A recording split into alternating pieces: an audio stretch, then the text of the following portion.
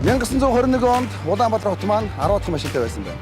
Харин одоо бол улсын хэмжээнд 900 гаруй мянган тээврийн хэрэгсэл байна. Үүний 50% нь Улаанбаатар хотын замын хөдөлгөөнд идэвхтэй оролцож байна. Энэ бол байх ёстой даацаасаа 5 дахин ихэрсэн гэсэн үг. Өнөөдрөөс хэлбэл нэвтрүүлгээр замын хөдөлгөөний усан шалтгаан яагаад буурахгүй байгаа талаар, замын хөдөлгөөнд хэрхэн оролцох талаар олон эрхмүүдийн бидний илгээсэн бэлтгийг та бүхэндээ хүргэе. Өөрийн буруу үйлдэлийг өмөрч хөдөлгөөнд оролцдог.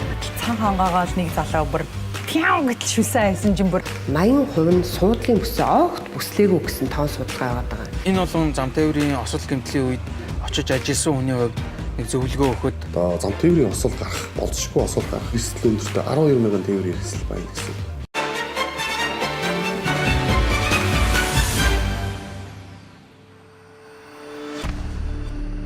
Монгол улсад жилд дунджаар хэдэн хүн автозамын ослоор алтан амиа алддгийг, зам цаашлаад хэдэн хүн насаараа харамсаад барахгүй гэмтэл бэртэлтэй үлддгийг та мэдгүй. Үүнийг бууруулахад эрхэм жолооч, эрхэм явган зорчигч та хөдөлгөөнд хэрхэн оролцох юм бас мэдгүй. Замын хөдөлгөөний дүрм нь хүн бүрийн аюулгүй байдлын төлөө гэдгийг бид мэддэг. Гэвч энэ замын хөдөлгөөний дүрмийг үл тоомсорлох, дүрм зөрчих явдал нэлээдгүй байдаг. Замын цагдаагийн хамт олон маань одоо маш олон статистикийн тоонууд өгдөг байсан. Нэг тоо миний анхаарлыг үнэхээр маш их татсан. Тэр үед одоо жишээлбэл хэлэх юм бол Америк нэгдсэн улс Ирак руу дайнсан 4 жилийн хугацаанд нийт нас барсан Америк цэргийн тооноос яг тэр хугацаанд Монгол улсад зам тээврийн ослоор нас барсан хүний тоо хавьгүй илүү байсан. Энэ одоо дайн энд болоод байгаа мó тэнд болоод байгаа. Гэмтлийн эмнэлгээр өнөөдөр жилдээ 80 мянга гаруй өвчтөн осол гэмтлийн улмаас үйлчлүүлдгээс 17 мянган зөвхөн автослын шалтгаантай гэмтэл байгаад байгаа. Тэдгээрээс жилдээ бол 500 гаруй нас орж 50 нь одоо бага насны хүүхэд байна гэсэн маш ноцтой тоо баримтууд бидэнд байна. Одоо хөдөө хээрийн энэ шулуун замд оронгуудаа манай жолооднор хур тэтрүүлдэг. Тэр зам дээр нэг дахиад юузи шиг гэдэг юм уу яадаг ч юм нэг хур тэтрүүлээд хур тэтрснээс болж ямар нэгэн аваар осол гардаг. осол хэргийн газар яваад очиход энэ иргэн маань яагаад хамгаалах бүсээ зүүсэнгүү дээ? Зүүсэн болвол амь нас нь эрсдэхгүй байх ч байсан билүү гэж үнэхээр их харуулсал маш их төрдөг. Техник ялтын үзлэг буюу одоо энэ онцлогоо гэж ярьдаг манайхны. За онцлогоонд бол 12 мянган тээврийн эрсдэл бол ямар нэгэн шалтгаанаар бол тэнцээгүй.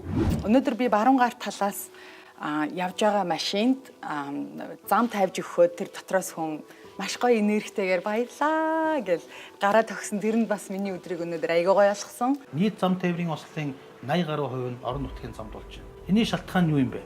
За мэдээж хүн зам нарийнх ингээд зөндөөл хөвзүүл ярих бах. Гэтэ альва нэгэн замдаа өөрөө зохицуулаад хурдтай тохируулаад явах хэрэгтэй. Эдгээр та зорьсон газараа хүрэх хугацааг хэд дахин багасгаж байгаа мэт боловч судалгаагаар дунджаар 5-10 минутыг л хэмэсэн байдаг байна. Монголд байгаа энэ автозамын асуудал бол бас баггүй бэрхшээл учруулдаг. Ялангуяа энэ орон нутгийн зам бол эвдрэл гэмтэл ихтэй ийм зүйлүүд тохиолддог. Нарийнхан байдаг ч гэдэг юм уу. Энэ зам дээр манайхан их өндөр хурдтай явдаг. За энэ автомашины одоо 9 кг даацтай гэж бичсэн 500 кг энэ гээд бичсэн одоо хэмжээнүүд байдаг.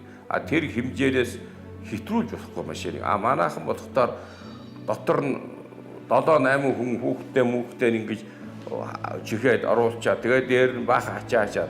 Тийм учраас нөгөө даац нь хэтэрсэн дуучин гинтгий явж байгаа зад бууддаг. Автослын шалтгаантай гэмтэл нь маш хүнд гэмтэл учруулдаг.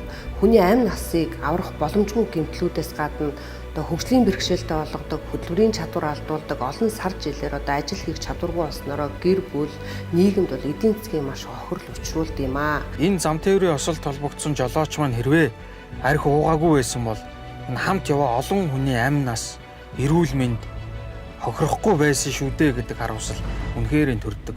Хөдөлгөөний соёл гэдэг бол маш жижигхэн юмнаас эхэлнэ.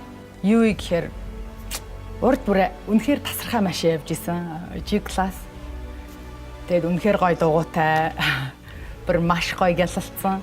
Гэтэл цан хангаагаар нэг залуу бүр пяу гэтэл шүсэн хайсан чинь бүр үнэхээр муухай харагдсан. Суудлын бүсээ өөрөө жолооч өөрөө болон зорчигчтой зүйлгэснээрээ маш хүнд аюул ослоос өртсөн сэргийлэх боломжтой. Тээврийн хэрэгсэл жолооддож байх үедээ арх согтууруул гундааны зүйлийг огт хэрэглэхгүй байхыг л зөвлөж байна. Замын хөдөлгөөний дүрмийг баримтаж хөдөлгөөнд оролцох нь таны болоод бусдын аюулгүй байдлын төлөө болохоос цагдаа бидний төлөө биш гэдгийг ойлгоорой. Ингээд өөрсдийн болон хайртай хүмүүсийн амь амьдралыг авран хамгаалж замын хөдөлгөөнд дүрмээ баримталж оролцгоё. монголчууд хурдан яваад ирв үү гэж асуудаг, сайн яваад ирв үү гэж асуудаг. Тийм учраас та бүхэн өөрсдийнхөө бусдын амнаас эрүүл мэндийг хамгаалж энэ хурдаа зөв тохируулж яваарай гэж хэлмээр байна. Аян замд гарахдаа автомашиныхаа бүрэн бүтэн байдлыг шалгаж, хээрийн замд хурд хэтрүүлэхгүй, согтууруулах хундааны зүйл хэрэглэхгүй байхыг зөвлөж байна. Японы амьдралын философи бол ердөөсөө л маш энгийн. Энэ бол бусдаар саад болохгүй байх. Тэгвэл монголчууд бид ч гэсэн замын хөдөлгөөнд оролцохдоо бусдаар саад болохгүй оролцъё. Энэ маань нэг өсөндөө соёлтой оролцоо гэсэн үг. Оролцохдоо соёлтой байгаарай залуусаа, жолооч нараа, зөрчигч нараа хүмүүсээ. Хөдөлгөөнд оролцох жолоочтой замын хөдөлгөөний дүрмээ ягч биелүүлээч гэж хэлүүлсээр л байх уу. Явган зорчигчтой гэрлэн дохиогүй газраар эсвэл гарцгүй газраар зам хөндлөн гарсаар байх уу. Та өөрийгөө болон хайртай хүмүүсээ авто замын орчноос сэргийлэх боломж танд бүрэн байна. Замын хөдөлгөөний дүрмийг биелүүлж, замын хөдөлгөөнд соёлтой оролцгоё.